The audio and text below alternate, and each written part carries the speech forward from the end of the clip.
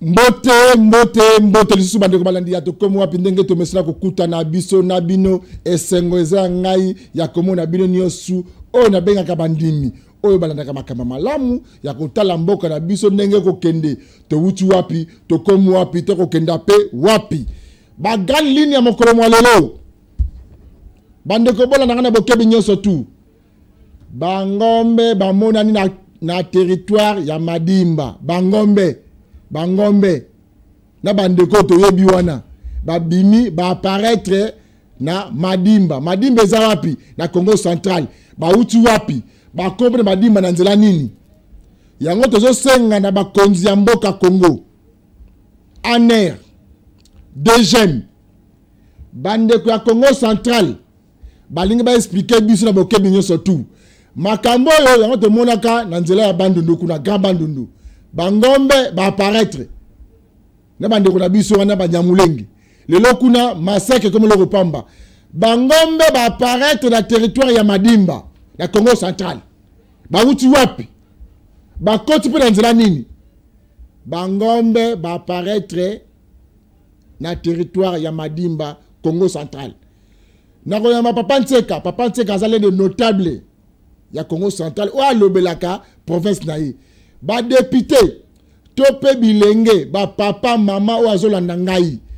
mokolo alobi numéro na ngeza wana na téléphone o nyonso na makanisa ko pesa vos version ya bokoti ya bangombe na ba lever na ba kata Congo central abenga biso kaka na Congo central wana frontière na biso na Congo Brazzaville toza kuna na manyanga na bakundi kuna eza non sécurisé population zo senga au secours azo senga présence ya l'état kaka na Congo central côté to benga kamoni kuna côté ba dimakengo côté aussi territoire manyango kati luozi côté ba boko kuna ba sundi absence ya l'état ezali sécurité malamu ezate absence ya ANER ya DGM ya la police batu o bazo pesa mibeko kuna bazo gérer za batu mususu to nito ba version ya solo qui gère Congo central ni nezo se préparer la kata Congo central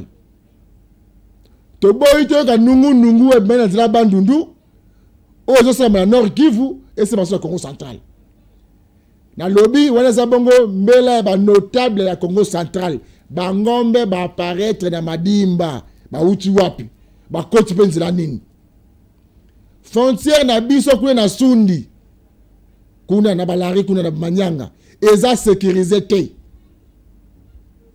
absence ya ANER absence ya DGM qu'est-ce qui se passe na kata Congo central mais c'est le gouverneur ya Congo central responsabilité bandi ya makambo bandi ba Congo ba telemi Fumukimbangu a apparaître après la carte Congo central alors on déconne ngai air yangoyo ou bien continuer na modèle de la Congo central ou bien démissionner na le bien na baneli susu mais c'est le gouverneur ou bien continuer nengozo na Congo central ou bien démissionner mais biso continuer na tozo kende boy ni na ko la yo wala za Congo central et ça ba province ko ba province nyo sorti wala za message ya ba notable ba ancêtre ba pesinga pour la Congo central mobu za Congo central awa sikoyo to yeyi makambo etali développement mboko na biso Congo lelo nazo yambela bino ndeko na ngai membre ya ASER Changu ndeko Patrick Chibangu Mpeta azali bongo cadre ya ASER Changu aye awa poto sola na ye makambo etali kaka sécurité sociale ya mboka Congo aye poto sola nini toko sola makambo etali lotiliki kuna na Changu toko sola makambo etali lotiliki kuna na Chango et puis toko sola makambo etali ba fille mère kuna Changu bana bazobota ma ebele kuna Changu ni nezo sala make bana babota ma mingi batu bazo mingi bazemi toko sola pe makambo quelques emblème ya parti ASER Action commune pour la République parti cher ya capable Eliezer Tambwe Poshi Charma yango nende kwa yeli awa mais potoko makuna ifito sola makazola mboka te masola mboka Congo na kati wana na repesa une différence bisonio surtout to kei na makambo etali guerre kuna na Nord Kivu mondela mboka na biso buna gande kei Goma ezo kende kala mingi te kuna guerre a Goma il y a Nord Kivu et aussi la négociation. Dans le lobby et qui aussi la négociation, la guerre. Mais guerre, oh, je suis dans la province à Ituri, et ça, il y a un et aussi après la négociation. Donc, il y a deux problèmes. Mais biso nyonso, Miss la Bizarana, Bunagana, Goma, Nord Kivu, Sud Kivu, Nord Kivu, Sud Kivu. Donc, ça pense que la province à Ituri, nous avons de sérieux problèmes. Bande on a biso qui n'a subi l'angate. Bako Bomana, Congolais. Il y a une félicité initiative au gouverneur militaire Azui, Johnny Luboya, Kuna, la province à Ituri. Nous avons quelques actions à image, bon, moi, je tant que gouvernement, population, besoin que côté moko, besoin que côté nous un problème. Tu reçois image la carte émission à l'élo. Mais nous recevons un bon andabus na bokebinyo sous parce que c'est ma cambro yo. Ils ont ça biso nyo sous congolais. Mus na biso voto la liboso, place to kende wapi to kompi wapi. Na moi batinyo so samedi sortie officielle ya union ça que oui. Ngana kalesa ki ba kuluti na biso. Ba cadre ya mboka au Congo. Tant bayaki na martyr ba kosanga ba kosala point de presse munene pour ba kambo etali agression ya mboka Congo. Ba discours pour le Kagame akoloba. Akosenga mabele ndenge basangana ki wana. Ba beta mama na discours, déclaration commune. Ba Tulukwebo, Pepe Mboso, Augustin Kabuya, ba cadre de Telemi, Bosali une mobilisation, déclaration, ya makasi oyo adversaire banga non, bozo na botel na bino. Bo gaspiller connaissez bien mbongo ti auto gaspiller la martyr ils mbongo non misolo wana to lui wana to ba mercenaire ba si la guerre to rozo misolo wana to lui wana ba atina Ukraine atina Russie mbongo auto lui na o martyr to kena on a Russie to lui wana ba ba si guerre na est ba dépense moko na moment oyo itité na ngoza penalty congolais na besoin biloko wana te j'ai suivi kulut na biso Bitakwira le liboye. Pendant nga kutu, il faut suspendre mes banzembo mususu ya retirer dans la télévision. D'autres banzembo tu retirer la télévision parce que ils ont côté éducation à ban nabiso. Le pays en guerre, le pays est menacé. Ils a pas si mingi. C'est que na yamande ko na ngai Patrick to bete masulu ya mboko. Boni santé de ko Patrick. Non, santé za kitoko, santé za bien. OK. Aser Changu, na biki Aser to zina njili, Changu to zina njili, Masina, Kimbateke. Yo za précisément basé na commune nini. Ok, Aser ya Tiango, ndengo utukoloba toza na 5 communes. Na 5 communes ngai nazali na commune ya Masina. Et puis na kati ya commune ya Masina nazaka ka membre simple té ensemble avec notre président ya fédération Azali provisoire. Ngape nazali banomaki ngai naza deuxième vice-président ya Masina na partie Aser. La partie Aser deuxième vice à Masina na partie Aser. Oui. Boni commune ya Masina. Donc commune ya Masina ezokende malamu te. Oui, avant tout comme Makuna, il faut pas comprendre que na liboso na en face capable. Capable Patrick Chibang. Oui. OK. Action commune pour la République. Oui oui. Mais quand on expliquer biso numéro biso bilo quand on ngezala. Avant tout comme pona pesa moi explication et biso ba capable ndenge to se présentaka. Oui oui. To sera toujours oui, nous sommes capables. OK. Oui, nous sommes capables. Donc ngai naza le jeune capable. Na linga komi benga bongo. Parce que les vieux capables mais les jeunes capables. Donc, nous moni ba parti nous ce qu'il a mis et salemi ba parti c'est belé. Ils ont ba parti nous soit sali parti politique, mais à moni que parti politique na ngezo bandana combo ya P, zo bandana A commis si A na commis logo ya parti. Mais tant que tout n'est que parti ni ko lobanini, que tout n'est peut-être que non logo ni ko lobanini. Explication exacte. Mais biso avec notre capable président, ba vandela ki yango, ba raisonner ba kanisi ba tali ba bino, ba ko salani. Ba sali action commune pour la République et puis ba sali logo ezali ko loba makambo ebele ezali ko dénoncer makambo ebele na kati na yango. Alors okomona ete logo na biso okomona ezali okomona pe Aser ezana ba lettre soko tali okomona Aser ezana A muke C ezama munene R eza munene koleka nyonso et puis ba couleur ozomona ezo signifier pe makambo ndeko ozomona A muke on l'action A tout d'abord na ko banda na couleur. Ouais. Couleur ezali ko lakisa sacrifice. Ozomona izana ba sacrifice bato basala ba kimbangu bato belé o tozo benga ba héros lelo basala ba sacrifice wana. Nde yango moni pe Aser ayiko continuer na sacrifice wana ya ko sala ete mboka na biso avancer. Donc A elingi ko lakisa ya muke wana. Ozomona eza ba action. au moment où muto abandaka action na ye jamais ko banda action na mbala moko na foule ya bato non wana eza lisusu ko sala action na ba sacrifice te action e banda toujours muke ezo bakisama ezo komaka munene ndenge ozo mona lelo le président capable les airs entambwe abandaki action commune ye moko azo raisonner azo bunda ezalaki muke et lelo tala ndenge ezo koma jamais tikala kozala action moko ekoki ko banda mbala moko munene te ce que bomoni ebimi libande comme munene c'est que ezalaka déjà préparation ezalaka déjà banda kala ezo salema malem ndenge ozo mona ce que toke na se ndenge toyebi biso nyonso jeune ezalaka richesse ozo mona richesse na biso mboka richesse na biso eza au centre ya makambo nyonso batia na katikati eza jaune donc okomona pe R ezali na couleur bleue ezali kolakisa P kime ezala donc okomona pe R eza munene koleka ba lettre nyonso o elingi kolakisa nini nyonso biso tokosala bambango tokokima ba sacrifice tokosala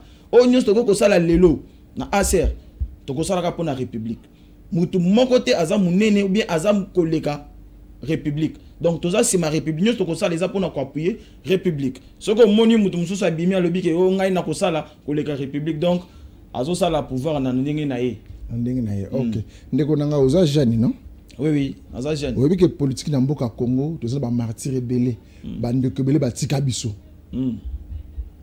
bamisu batanga bakombo na bango bazala pe na bango te mais ngana kotanga bakombo na bango ate po nazala na bango na solo na bango batika pe biso na bitumba oyo baza pe bilenge lokola yo okobanga te ko kota politique na ba ajo yo yebo yo tika biso ko ba misusu omoni ndeko nako sepela makasi na motuna wana mutu apesi nga courage pour na kota na politique mozindo eza le président Eliezer Ntambwe ye mutu apesi nga posa wana à chaque fois yebisaka biso soki ake aux États-Unis américain azali ko landela mboka na ye azali sécurité ya liboso ya mboka na ye parce que soki biso ba jeune de toza botobi tozo banga kokufa tozo banga ko sala eloko boy est-ce que mboka na biso ko bonga te esengeli biso ba jeune toya na ko peso exemple moko ya muke toza na bakoko na ba famille na biso okomona koko na komi na âge moko boye ko raisonner na ye komi muke azo raisonner vraiment bien te mais okomona na politique ba vieux bazalaka te toujours kaka ba wana toyeba wana mémoire ate komi na ngo faible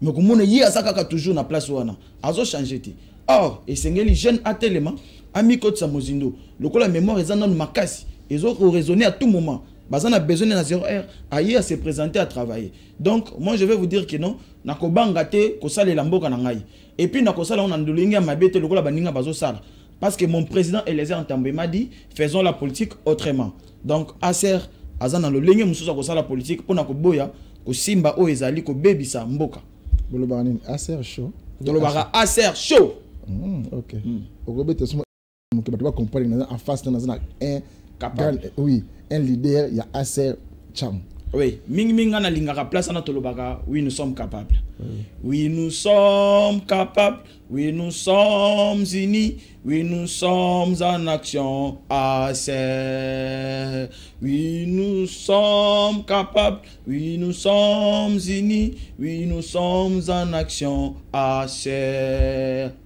show ACR libanga OK ba place nga lingaka pika ya ngwana parce que na seperna hymne national ya parti na bino mingi parce que bazole ba makamonyo su sikoyo hymne du parti na bino ça malamu hymne du parti parce que makamonyo su bolo bango sikoyo ezana futur te au futur antérieur ezala kate ndeko ngai makanisi idée ya ko adhérer officiellement na kata ACR ozwa ki yango wapi pe lolenge nini omoni ngai na bandi kolanda capable président lelote na bandi kolanda ye tango banda ko sana ba émission na ba papa Molière ba tunyo so wana na banda kolanda ye mais lolenge ne ya ko saila makam na banda ko bana okota parti politique mususu te na banda ko mutala ke no parti ni na ko kokota mais ce que otali depuis capable président kota akoma député alobelaka pona intérêt na été alobelaka pona intérêt ba tumoko boité alobaka pona peuple oyo batindaka yeke kende ko lobela biso ngape natalité nani na ko lakisanga pouvoir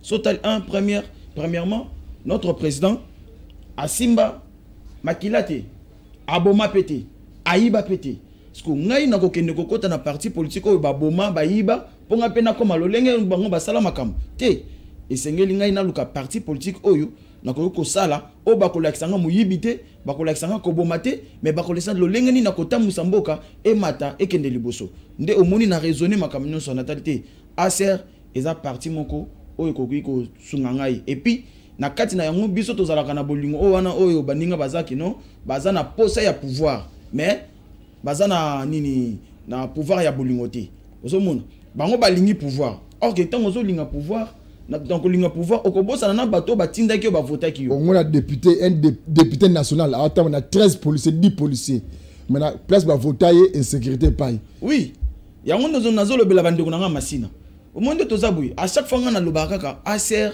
azali parti o ali ko pesa biyano na ba peuple ozomona aye ko pesa biyano. OK, dossier Massina tant to ko le babuyi Massina quartier 1 quartier 2 quartier 3 na yebi ba quartier muso ya makasi amini ezakuna na kati na misi to ko le babu awa tozala no dossier o etali lotiliki snel déjà snel a kendakiti bato so bazomona ndeko so bato basala bassemble babosa ni ke kuwa o kati courant so katani 1 minute bana musu babota mangana courant bakola rabongo combien de personnes bakokufa to yebite pesa biso dossier citation ya lotiliki o abengi courant na commune ya Massina ndeko nanga na koyebisa yo na Massina toza na problème ya courant eza sérieux na problème na courant omoni capable président avant nani ba convoquer DG Asnel na assemblée biso to komelaki capable président eza awa to komelaki pour na ko dénoncer ba problème momo to komelaki yepe amemi yango ndenga atikaka bato batinda ya kindo kolobela bango te amemi yango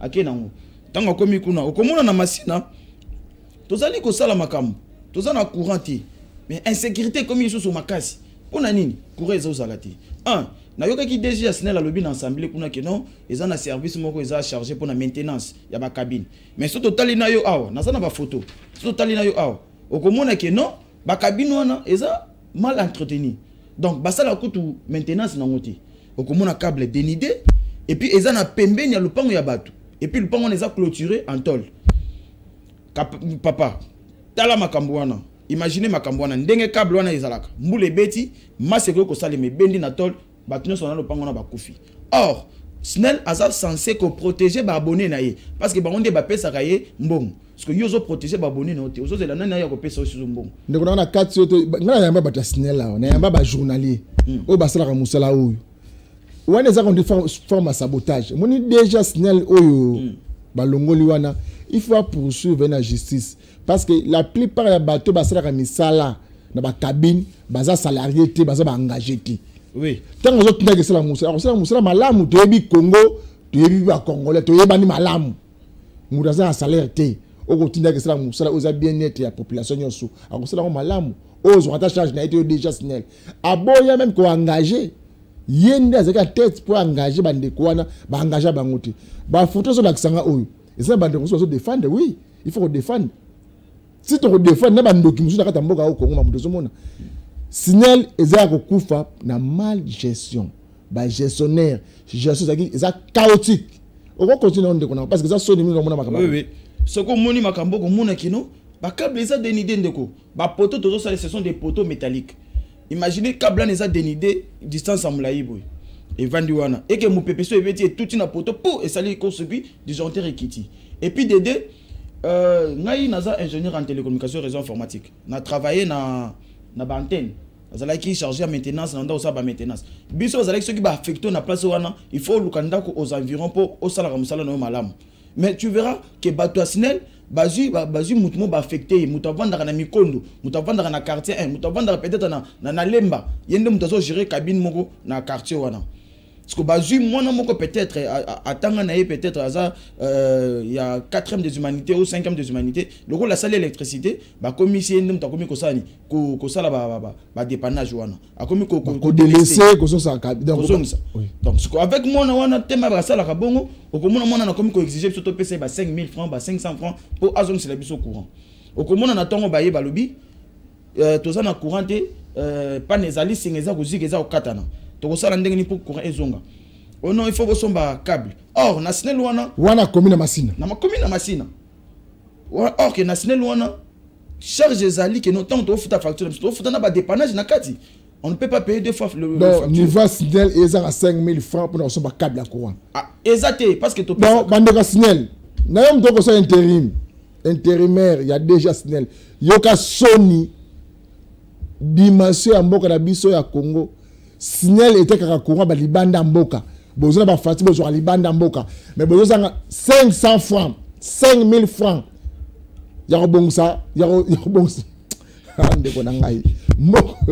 Ils ont ça la passe. Congo c'est la chance pinami. Ils ont ba maman mususu ba yeko mona nga lobby. Po ba yebi na quartier na ngai. Ba yebi ngam na zolandela makamba courant po ils ont moi bien. Avec ensemble avec le président et les intambouis. Na yena memele mon konzita la boy président la boy a memele biso en tant que député na casquette na qui député. Ba maman mo ba yelinga ba facture na bango. Ba yebi singa nini papa tala. Ba facture to sto futango. Eza ba nyong to za no kala avant to somba ba mapango oyo. Mais to sto futa yango. Mais tala siko ba yeko zongi sango lisusu ba limba kata biso courant na facture oyo. Courant pe yaka nango te. Et yaka pété. Et yaka au moins 5 jours ya suka ya mois. Yoka farati 100 000. Fouti 30 jours. Au foot 30 jours. À part au foot ya nini ya ba dépannage ba 500 ba 1000 francs ba nini na. À part on à part. Parce qu'on a lingna tuna na bato Snell wana. Bazo landa biso na tuna bango. Est-ce que Snell la zalaka na système que non to fouti facture mbongo dépannage za la part. Ce que za bongo batina la biso des factures ba yeko tika la biso ya consommation na ya dépannage. Et à part ça, combien de temps au Snell a préparé à bongisa pour qu'on a remplacer ba câble naie. Que câble baby, il faut bien qu'on remplace. Et combien de fois Snell a ça sali recensement pour nous il a combien des abonnés dans machine. Cabine oyo depuis batiango à l'époque.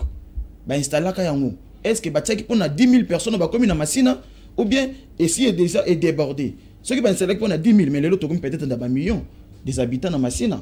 Donc il faudrait que non problème à courant et ça kaka ndengo lobby pour la gérance kakati. Mais ba yebi comme ça là était pour bailler abonné à Bakisami ou bien à Longwe. Et dans esprit managérial. Exact. Quand besoin nommer au moins ba place mususu. Ba no maka politique ba no maka mutu azina souci, azina maîtrise ya chose. Na le ba awa ernyo so ba ndeko balandanga malamu penati. Ce n'est pas mundu la moiga comme au nom de la parti politique pour passer mutu bonga. Non, il faut qu'on ait mutu sur la preuve. Na espace ba PCA. L'autre qui a un Congo, il y a combien de temps? Ils ont sauvé. Ils ont 5 000, 1000 francs, 1000 francs, 10 000, ils ont ce courant. Oh, Sony Wapi. Et puis déjà, signé la CAI, il y a mon pendu, ça va le coller en aïe. Il y a pas de directeur. On le dit, aïe, bagité, à 5 malam. Il y a Kambo, il y a un bon route à préserver, ça va combien? Bon route à faire d'ici, ça va combien pour la biso. Mais tu as 5 000 francs pour raison. Sony Wapi. Et puis aussi que la télévision, là tu me fais la cravate. Il y a des fans.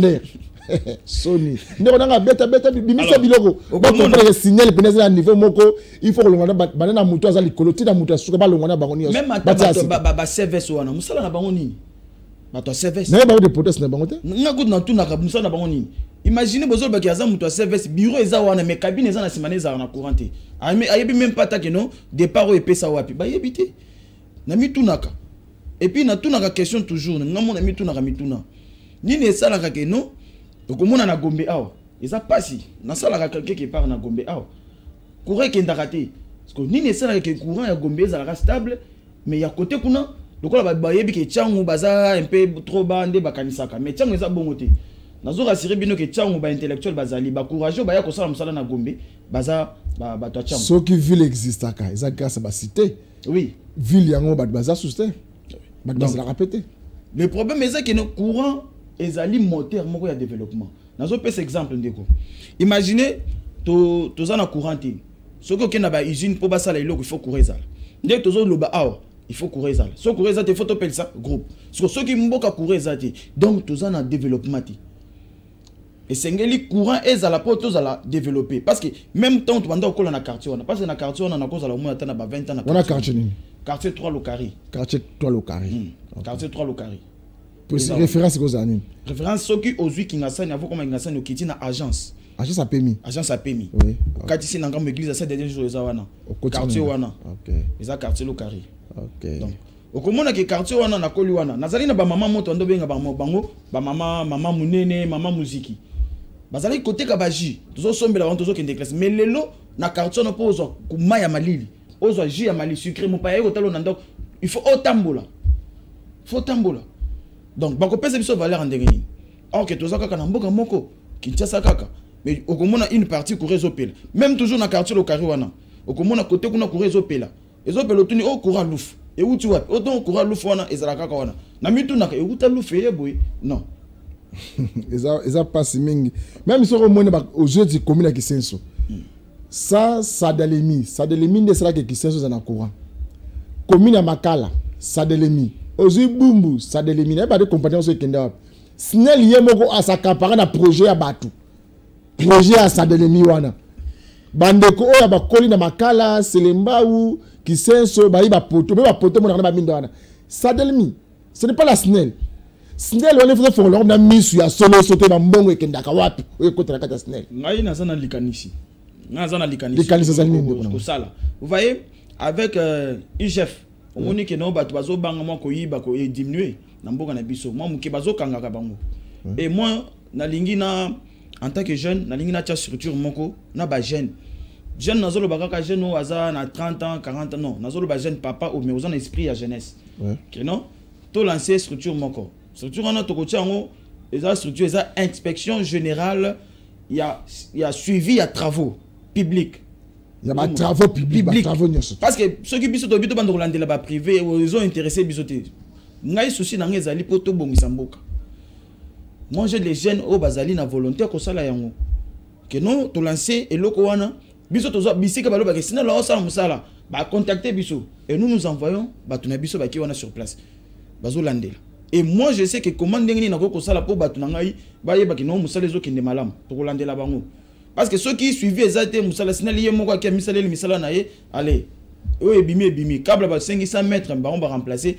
Moussala, il y a qui zobazo, basala carré, bazu, câble à 2 carrés, ceux qui bassin à 3 carrés, bakangisi, allez, retour sur retour. Bazu 2 demi, basangisi sur nani, retour sur retour, donc maîtrise, donc cohérence exacte. Au moment où agent y a signé lié moko, aïe na quartier.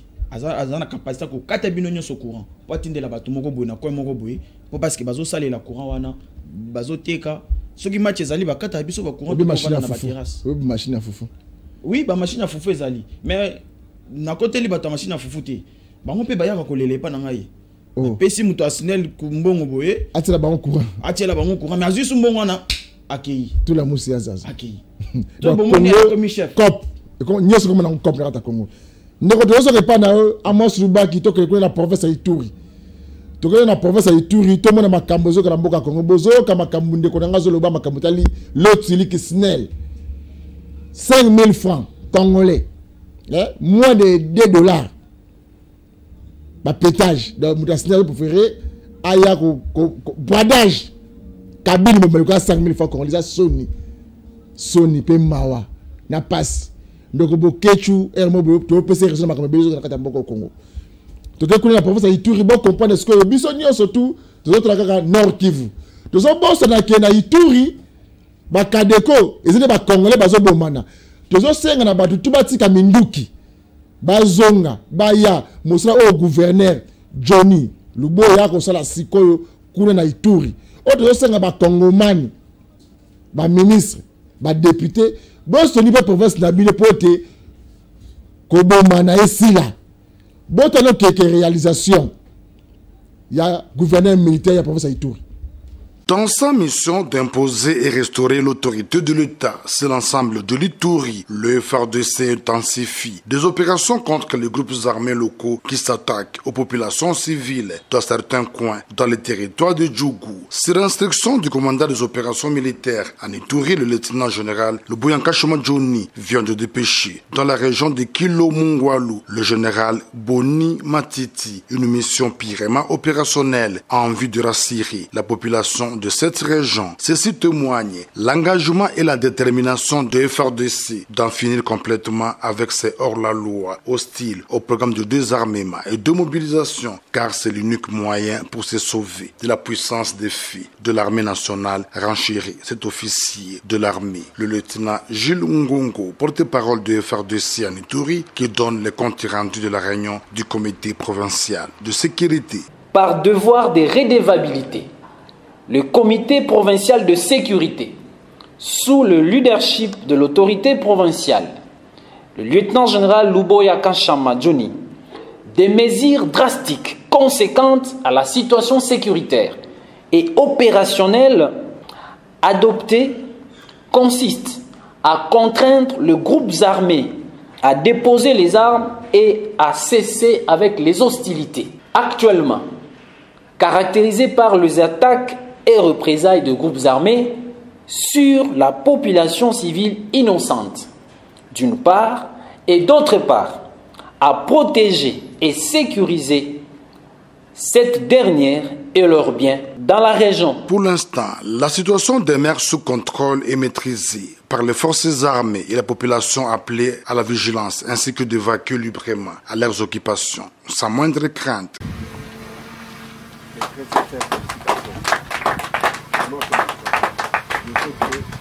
Les sincères félicitations.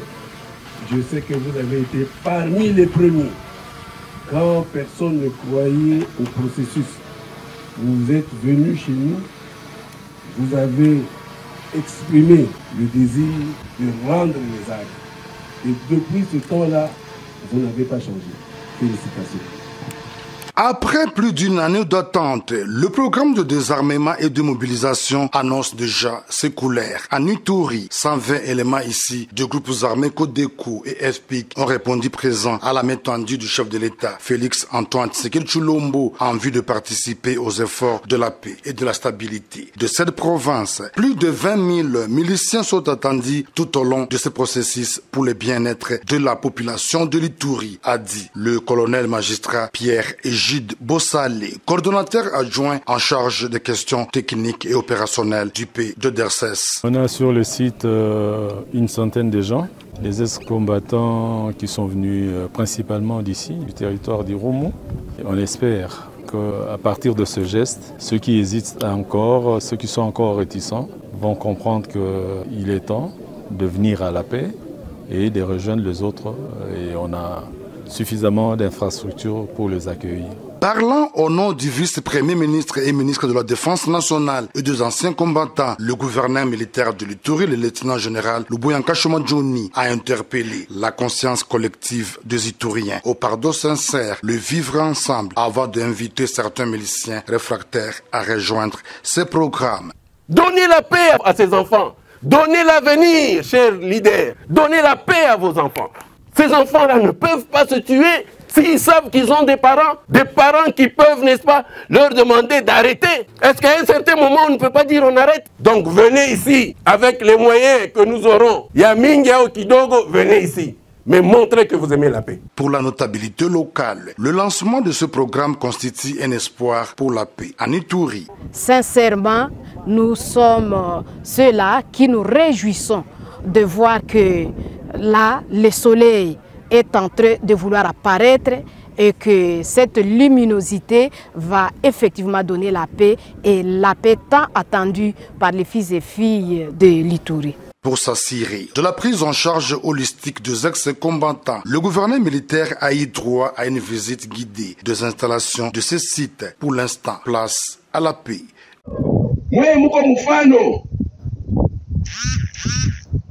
Mwe pale muko mfano, muko Baiturie, munasema tunakatala, si tunapenda tu protéger. Vous avez montré votre amour, munaonesha mapendo ya juu watu wanakufaka, watu wanaviole, wale ni parents, ni batoto yetu. Munasema tuvipende vile vitu, si tunapenda turudie lwetu, tulime mashamba, tufunze kazi ingine, tufaka nini, lakini mambo ya violence sana kunaisha. Donc vous êtes des modèles. Napenda waitulie bengine bamifate, bale ba jeune bengine wanakia mupoli bale bamifate. Bale wako pembeni ya Mungwalu. Bale wanalunguza watu. Bale wanalunguza ville mzima. Wakuya hapa. Waonyeshe mapendo yao sababu na mwe wanaonyesha mapendo yenu. Na wakubwa wa makominote. Msungumuze na hawa vijana. Mshiponde muda yenu. Ya kusema mambo yashipo munjia. Etat de siège hata wanasema leo inaisha, tutaenda. Toko kende. Mais le groupe armé est côté Kalawa, ceux qui vont changer. C'est ça la vérité. Adjoint Nanga Yaza, les lois à commissaire de la police. N'a pas qui vient au lobby. Akei Yaza, commissaire général de la police. Akei n'a pas Kodeko, n'a pas Zahir, n'a pas Poche Naye. Akei n'a pas Poche Naye. Tango akokwana kona ne pa na ye na Kinshasa wana akona na Kodeko Libanda. N'a pas Zahir Libanda. Mais alors, ça vous ne pouvez pas comprendre. Profitons de ce temps ici. Commandant suprême a Pessibiso opportunité.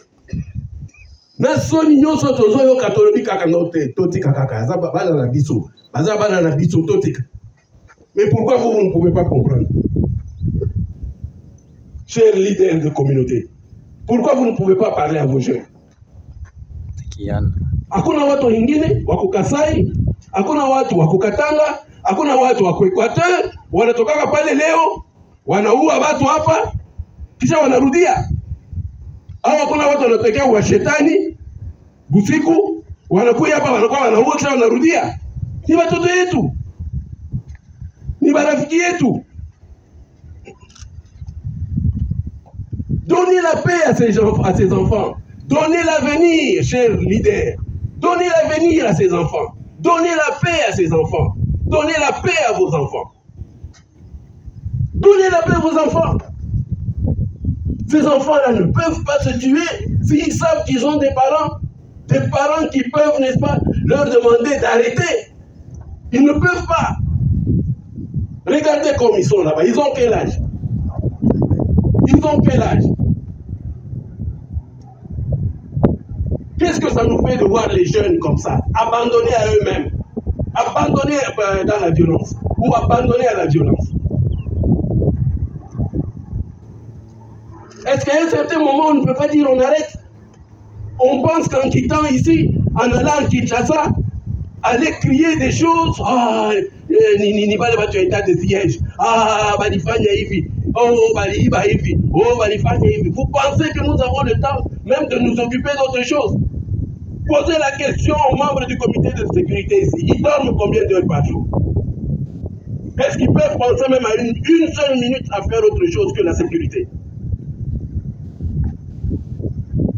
Vous êtes en face de vos enfants. Vous êtes en face de votre jeunesse. Vous êtes en face de vos mamans. Vous êtes en face de vos femmes. Vous ne pouvez pas avoir pitié d'eux. Pourquoi tout le temps qu'on tue, vous pointez toujours les autres? Pourquoi? Pourquoi vous ne pouvez pas vous dire la vérité? Pourquoi? Moi, le jour où je partirai, le jour où ce comité partira, si vous ne vous donnez pas la paix, ça va continuer. Ça va continuer, on aura toujours, les gens vont encore aller à la CPI.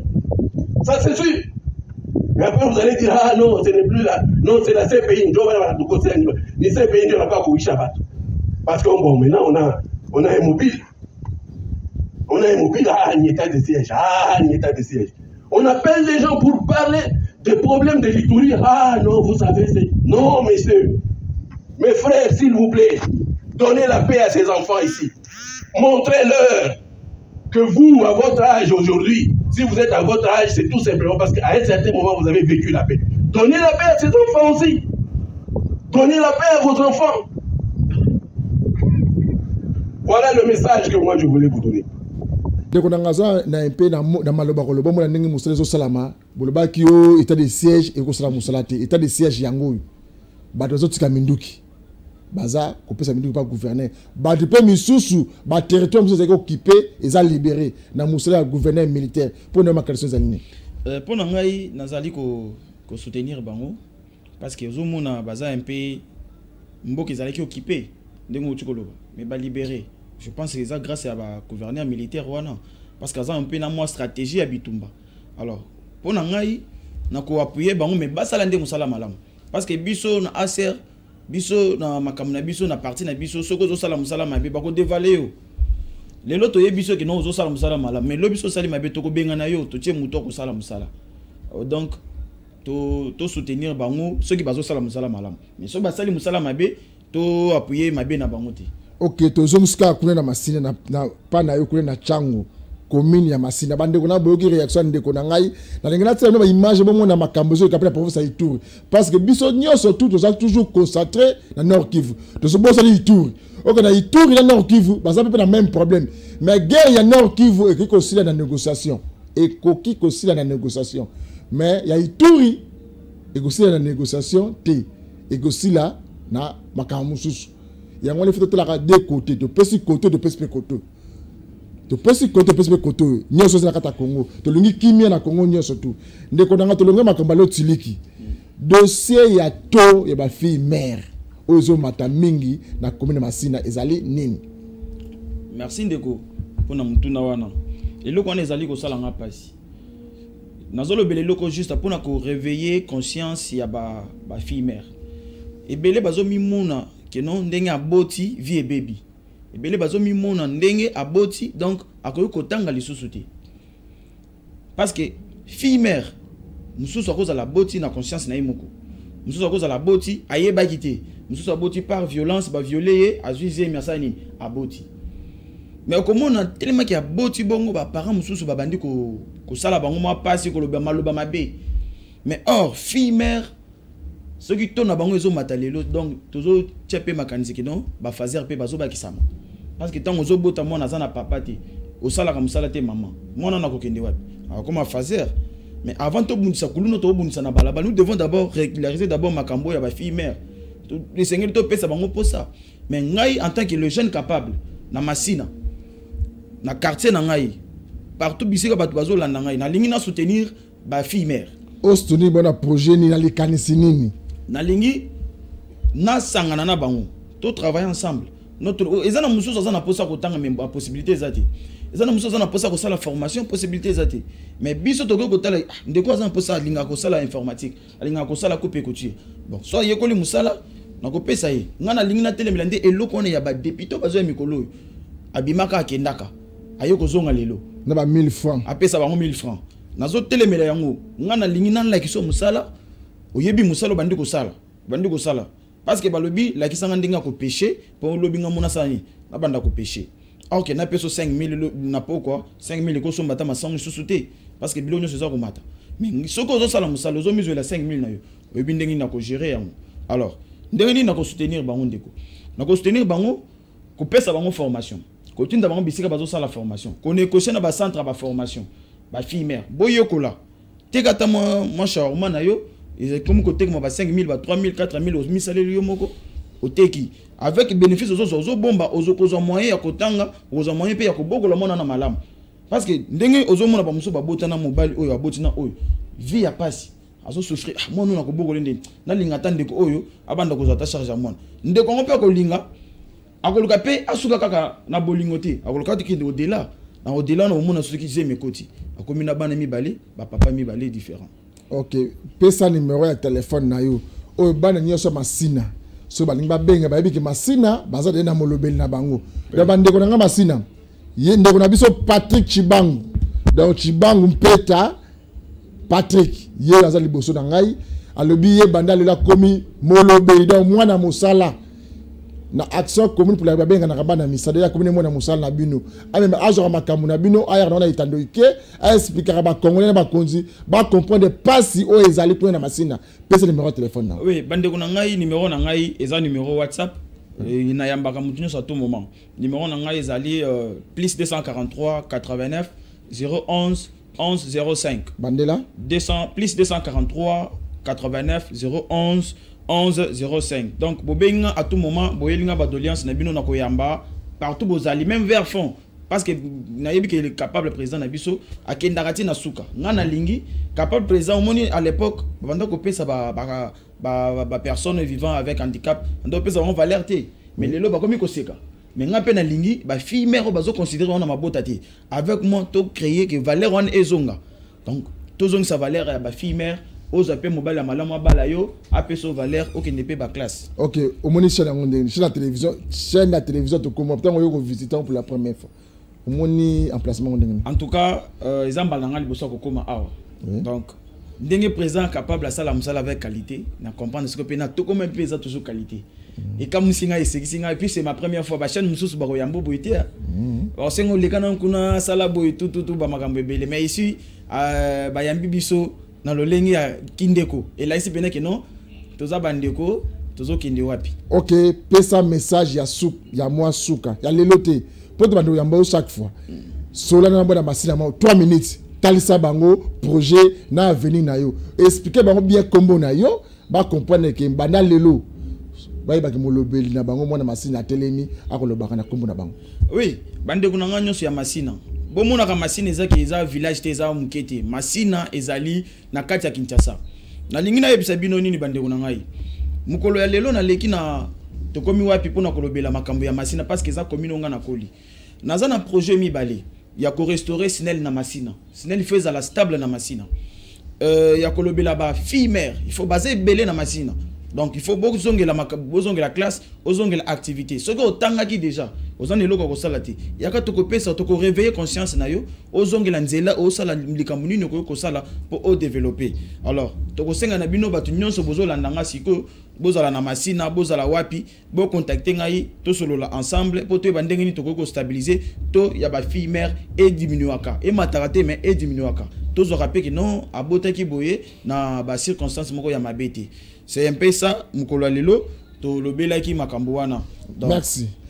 Merci mingi ndeko na ngai ya Chango ya Aser Chango Patika Chibango. Donc na sepeli mingi na boye na yo awa. Na ebike mukolo ya lobi na ba ndeko mususu ya masina, na ba ndeko mususu ya matete kiseso ba pesa ba doléance ezala ba commune na bango. Boende ezalaka. Bandeko na ngai mukolo ya lelo na yambaki ndeko na ngai pesa pe batundanga mokomboti oui nazo profiter pe na pesa pe batuna nanga na lingaka bango nyonso mingi mais ba o bazalaka proche ba soutenir ngai nazo pesa pasteur na ngai le couple prophétique apôtre Murphy Kaembe et Thérèse Mbombo na pesi bango mbote ensemble na bana nyonso Shilo na pesi bino mbote ngai ndeko na bino boza base na ngai na lingaka bino mingi et ne pas oublier mon conseiller privé mon père biologique a conseillé à tout moment na PCP mbote Omer Niembwe ndenge na lingaka babenga ka edika sa jampasu donc na PCP mbote na libota na mobimba na pesi bino mbote bino nyonso merci beaucoup.